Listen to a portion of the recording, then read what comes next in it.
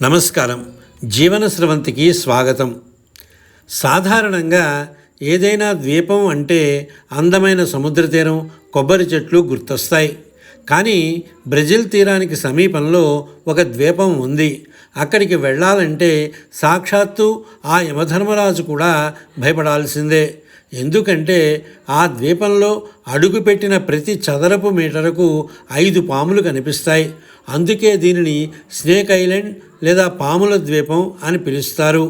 ఇక్కడికి వెళ్ళడం బ్రెజిల్ ప్రభుత్వం చట్టరీత్యా నిషేధించింది. ఈ ద్వీపంలో సుమారు 4000 కంటే ఎక్కువ పాములు ఉన్నాయి. ఇవన్నీ సామాన్యమైన పాములు కావు. ప్రపంచంలోనే అత్యంత విషపూరితమైన గోల్డెన్ ల్యాన్స్ హెడ్ వైపర్ జాతికి చెందినవి.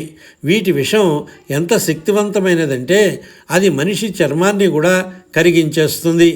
ఈ పాము కుట్టిన కొద్ది నిమిషాల్లోనే మనిషి మరణించడం ఖాయం. ఒకప్పుడు ఈ ద్వీపం ప్రధాన భూభాగంతో కలిసి ఉండేది. కానీ సముద్ర మట్టాలు పెరగడం వల్ల ఇది వేరుపడి పాములకు నిలయంగా మారింది.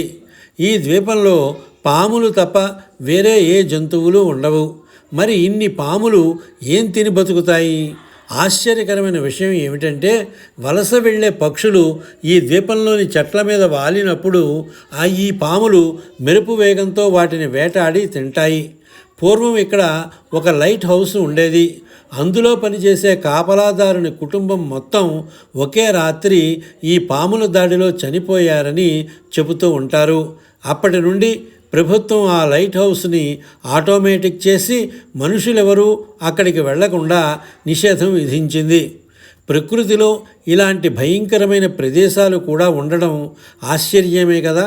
కేవలం శాస్త్రవేత్తలు, పరిశోధకులు మాత్రమే ప్రత్యేక అనుమతితో పూర్తి రక్షణ కవచాలతో అక్కడికి వెళుతూ ఉంటారు. ఈ పాముల ద్వీపం గురించి మీ అభిప్రాయాన్ని కామెంట్ చేయండి. ఇలాంటి మరిన్ని ప్రపంచ వింతల కోసం మా జీవన స్రవంతి ఛానల్ని సబ్స్క్రైబ్ చేసుకోండి. స్వస్తి.